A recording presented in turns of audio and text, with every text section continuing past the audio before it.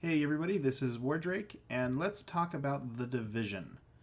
The Division, when it came out, had, as most games do, glitches here and there, and of course those have been getting patched, fixed. Of course, with certain patches, more glitches have been showing up. Either way, the kind of glitches that have been appearing until recently were things like the daily missions not appearing, characters even getting wiped, which in my opinion is pretty serious and should have been fixed immediately. Fairly damaging glitches like those, and there have been apparently more. However, they are getting repaired. In fact, many have been. And as a compensation, Ubisoft is giving players 150 Phoenix credits within the next 2 weeks. Some will get it immediately, some will get it in a week or two. And that's pretty awesome. However, while these glitches have been fixed, and others still being fixed, others have been found in the new incursion, Falcon Lost.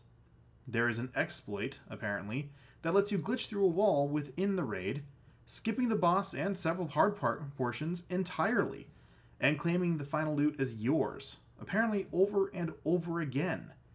I don't know when the article was basically stating if you could just go in, skip the wall, get the loot, leave, and over again, or if you could literally glitch through the wall, grab the loot, glitch through the wall, glitch through again, grab it, so on and so forth. I don't know the details of that one. A community manager at Ubisoft, and I don't have a name, unfortunately, each article I read just said that, claims, "We are working on fixing the exploit.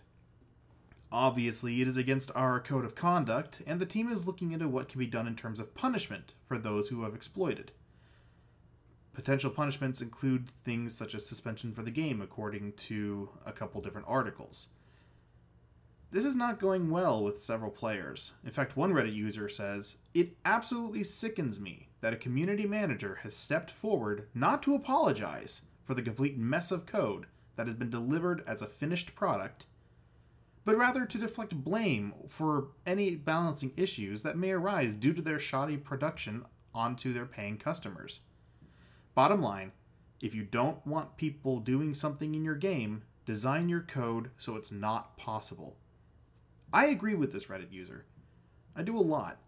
Tons of games, patches, updates, and even expansions should have been coming out without being tested properly. Exploits are available all over the place, glitches, so on and so forth. And it's getting worse and worse by the year, it almost seems like. With the inclusion of patches becoming a standard thing, I've been finding a lot of games, AAA especially, that come out more or less broken from the box and take forever to get patched, especially when it comes to online issues. And while patches do eventually fix things for the most part, still, it's exploitable, and I think that if the code is exploitable, that's the company's problem. It shouldn't be on the user. If you don't want people exploiting, you shouldn't release it. And therefore testing is, I say, mandatory.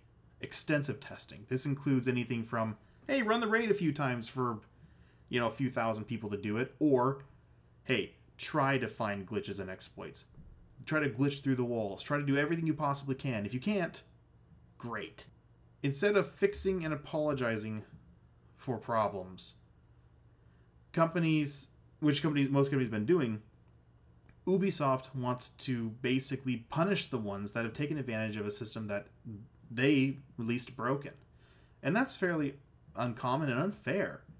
Look at other companies that have had an exploit, found it, quickly fixed it, and then apologized. One example in mind comes Destiny, and how many loot caves did it have? They fixed it in a few different ways which weren't always agreeable, like reducing the loot count or things along that line, or reducing the quality of the loot that dropped from certain enemies, where other times they simply just patched it so the monsters didn't spawn as often, which was a much more agreeable term.